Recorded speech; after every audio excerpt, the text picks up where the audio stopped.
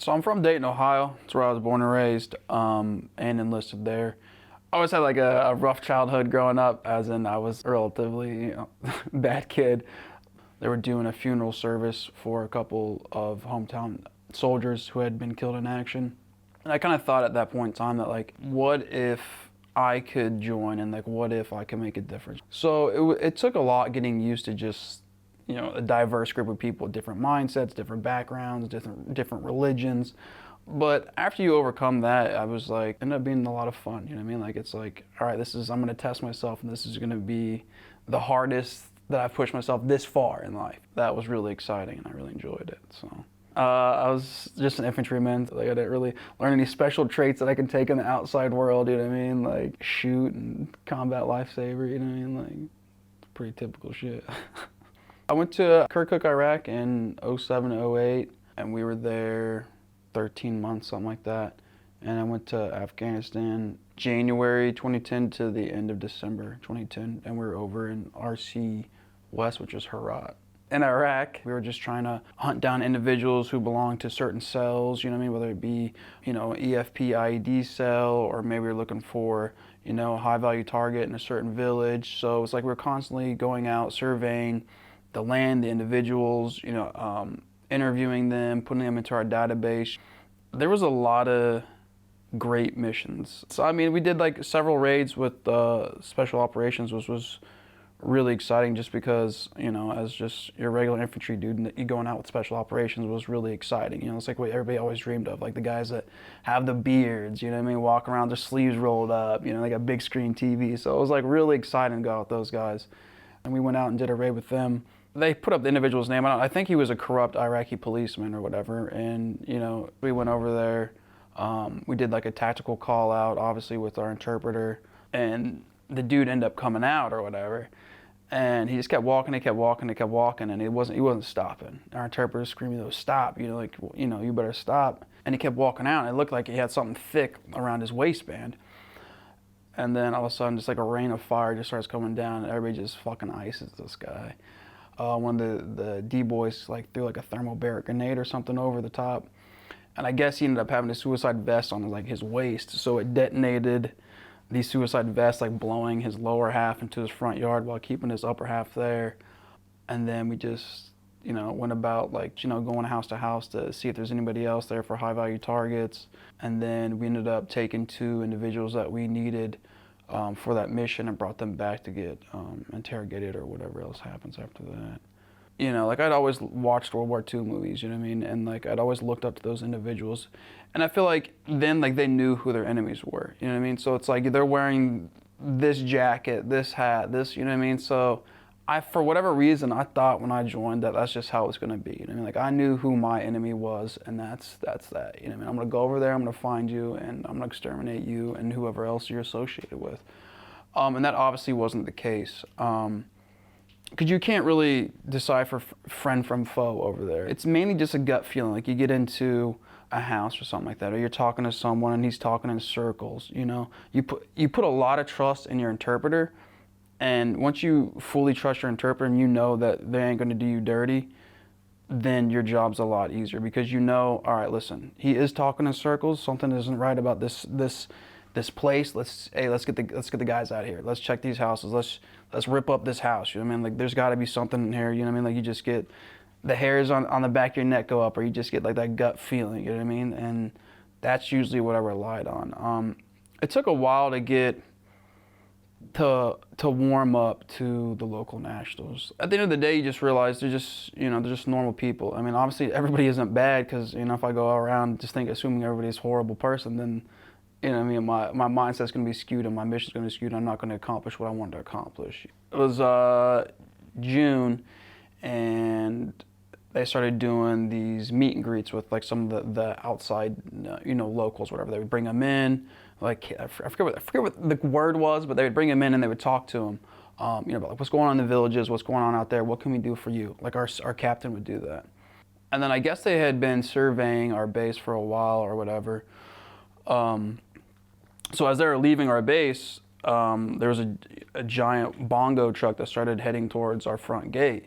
I was walking to go out to take a a nice poop, and I just hear people screaming, and then the next thing I know, I was walking around, but like I could see myself and I could see everybody else, and then like it's kind of weird, like it was in the movies, you know, like it was where you just get the, and that's just like pretty much what happened. And I just like everything came back, like I felt super warm, and like it looked like, you know, a missile had went off. Well, in all actuality, it was a suicide bomber that had drove into our front gate with 2,000 pounds of homemade explosives. My squad leader, Tyler Pickett, he had ran towards the gate while everybody was running away.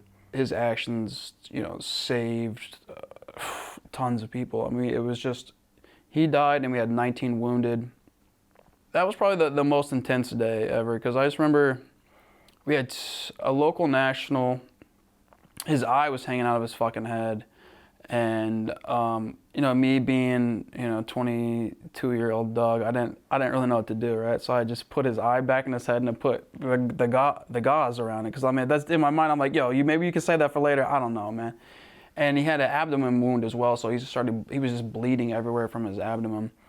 And then I think my buddy was Flanagan. That dude, he took a blast hard. I think they were underneath one of the buildings where the top of the roof had caved in on them, so he suffered from TBI and he just had some cuts on him.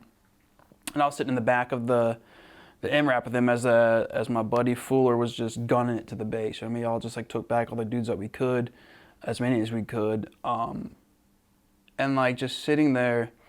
In there, I had like, he was just screaming mom, you know what I mean? Like just mom as loud as he could. I'm just like trying to hold him in my arm, you know what I mean? And I try to comfort him, and I got this dude over here, this local national, who's just fucking bleeding just everywhere.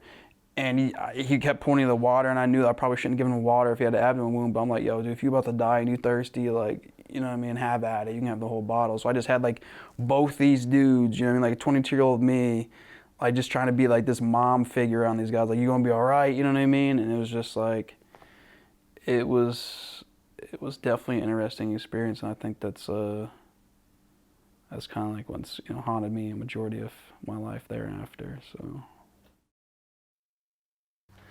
it was really interesting. I don't know. I didn't like it from the start in Afghanistan, and we were just training the Afghan National Army to like just basically be self-sufficient. I mean, so we had an interpreter, we had a Kandak, so it'd be like a group of like 200, 300, 400 people. We need you to qualify on weapons, we need you to qualify on X, Y, and Z, and we need you to graduate. Well, these individuals purposely wouldn't qualify on rifles, even though they're a friggin' sniper, because I knew they were gonna go to the Helmand province, and they're probably gonna end up dying there. You know what I mean? So like these guys knew what was gonna happen, so they were just there trying to get the paycheck. But we relied heavily on our interpreters, and ended up, I think that was probably like one of the closest relationships I've had, besides like some of my best friends with my interpreters. Like I spent, you know, my free time with them, like all the time. You know, I would talk to them about religion and life, and you know, what makes us so different, if anything. You know what I mean? So I'm like having these like philosophical, debates and discussions with my interpreter, but like that really opened me up. So, you know what I mean? More or less that mission I didn't really like, but talking to my interpreter and like really getting to know him as like a really good friend was probably like the greatest outcome of that deployment. Seeing him go through, I think his visa process, whatever, was lasted 8 years or whatever, you know what I mean? And he finally got in, and it was just like, I felt great about it, you know, like, man, you made it, you know, like you out there, you risking your life just like we are, you know what I mean? But at the end of the day, I'm in a protected base with guns everywhere. You go out into the village, you know what I mean? You go out to your house. If anybody knows that you're helping Americans, like, yo, your whole family, dude, like you're all at risk, and they're out there just, you know, doing it for us. And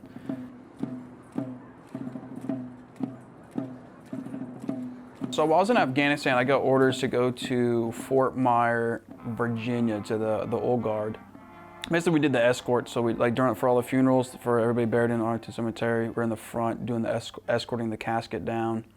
At first, I didn't like it. I mean, like I wasn't an infantryman in my mind. Like, you know, I wasn't out doing infantry stuff. I wasn't being deployed anymore. So like I kind of, there for a while I hated it. But then like once I took it in, I realized, you know what I mean, like these are our brothers and sisters that we're burying here. You know what I mean? So like I started taking it really serious, and I started making sure that like, you know, up my game on just making sure that I was crisp, making sure my uniform was super clean, you know what I mean? You're just out there carrying your brothers and sisters to their last resting place, and it was just, it started to take its toll after a while. You know what I mean? But once I got to Arlington or Fort Myer, it's like the tempo started to stop. You know what I mean? Like I wasn't deploying anymore, and it's like I had too much time to think, and that's where I think that kind of my downfall was really.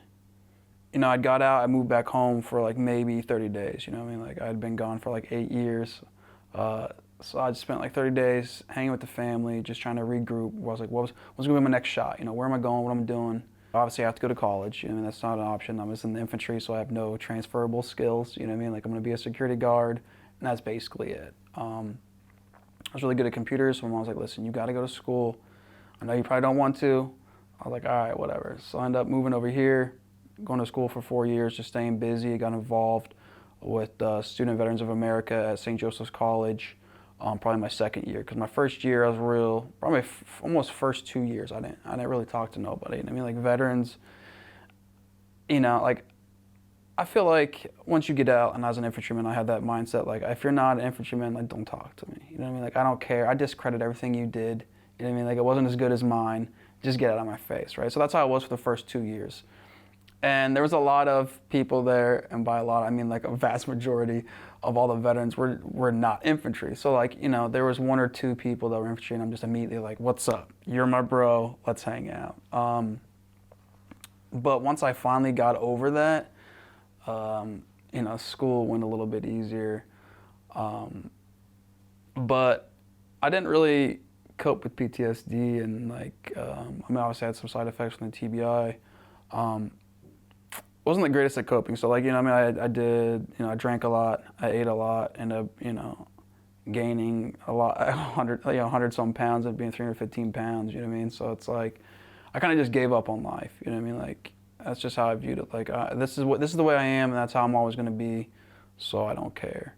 And then I ended up meeting, you know, a female at school or whatever, and for whatever reason, like, I was just like, yo, like, I don't know who this person is, but like, I wanna motivate myself to like, better myself, you know what I mean? So it's like, I started going to the gym just to see if, you know, just cause I wanted to be more physically fit and, you know, better appearance for this individual. And then I just kept going to the gym. Like I tried dieting for years, and I tried going to the gym, and like nothing stuck. But like for this individual, like it stuck. And then next thing I know, you know, a year had gone by, and I had dropped, you know, 100 some pounds. And then I started like, all right, you know what? Like in the summer, I was like, I'm gonna start doing like some 5Ks on the weekend or whatever, just for myself. And then I linked up with Ron from Airborne Tri-Team, and he brought me. He's like, hey man, you need to do a triathlon. I'm like, oh, what? You want me to do a triathlon? I'll do it, just because, like, you know, I didn't want to say no. So I started doing triathlons, and then I just did a half marathon. And what I found out was, through working out, that was the best coping mechanism that I've ever experienced in my life. If I'm having bad dreams nonstop, or, you know, when I start getting like anxiety attacks, like I'll go run, or I'll go hit the gym. It's like getting over those hurdles has like helped me just leaps and bounds. Like I realized, listen, like, yeah, so I may be in a dark place right now, you know what I mean? And I don't see, there's no light. I can't see nothing. You know what I mean? Like it just happens out of the blue too. Like I could be having, you know, great life, got great job opportunities, got great friends, family, girlfriend, you name it. And for whatever reason, like some of the darkest days will just hit me. You know what I mean? There's just nothing nobody can do or say, and it's just like, it'll eat me alive. But I realized that like staying strong for like these triathlons and staying, you know, it's done so much for like my mental health. Like, you know what I mean? Like, am I still kind of fucked up? Yeah, I am. You know what I mean? But like, I know that there will be better days. You know what I mean? And as long as I stay strong, and I know that at the end there's gonna be a finish line somewhere, I keep pushing. You know. When I first got out, you know, I was on like 11, 12, 13 pills a day. I was basically just like a walking zombie. And I get here to the VA. I'm like, listen, these pills, you know, XYZ isn't working for me. And they're like, all right, we just need to increase the dosage. I'm like, literally, I'm telling you, like, this is not working for me. We need to change this. So like, no, this is the only pill you can take for whatever symptoms you have, and you need to take it. So I'm like, all right, whatever. And then after like a year of that, I just kind of like gave up. You know what I mean? Like I threw all my pills away, and I'm just like, listen, I don't want to walk around as a zombie anymore. You have those people that just don't care about you at the VA. You know what I mean? They're there for their check, and they don't care at all. And then you have like a handful of people that genuinely care about their job. And once you find those individuals, you know, your experience with the VA completely changes. Like, you know, I love it and I hate it. I mean, but I hate it for, you know, 99% of what it is. You know, like understand that they're trying really hard to treat all these veterans with all these ailments and with the limited money, whatever the case may be. I don't know. I don't know the politics behind it, but all I know is when I go there, I just want to get treated. You know what I mean? And these certain individuals, like, you know, the 5 doctors I could think of, really helped me out. Like, they're like, listen, you need to get you in for like a, you know, an MRI. We need to see what's going on. We need to follow up with this medication. Like, I know you don't want to do this, so if you don't want to do this medication, there's an alternative plan for this. Like, they're, you know what I mean? They're really receptive to what you want, and they're just trying to find the best possible solution to get you better. And so for that 1% of people at the VA, like, you know, I love them.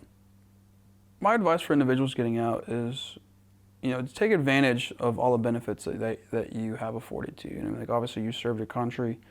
Go to college. You know what I mean? Like, even if you don't think it's your thing, just try it out. You know what I mean? Because it has really changed my life, just the experience in general. And tried to, you know, start doing events and hanging out with individuals, and stay active. It'll really keep you, you know, physically and mentally strong to do anything. And for those individuals that's still in, just stay safe and keep grinding. You know, that's pretty much it.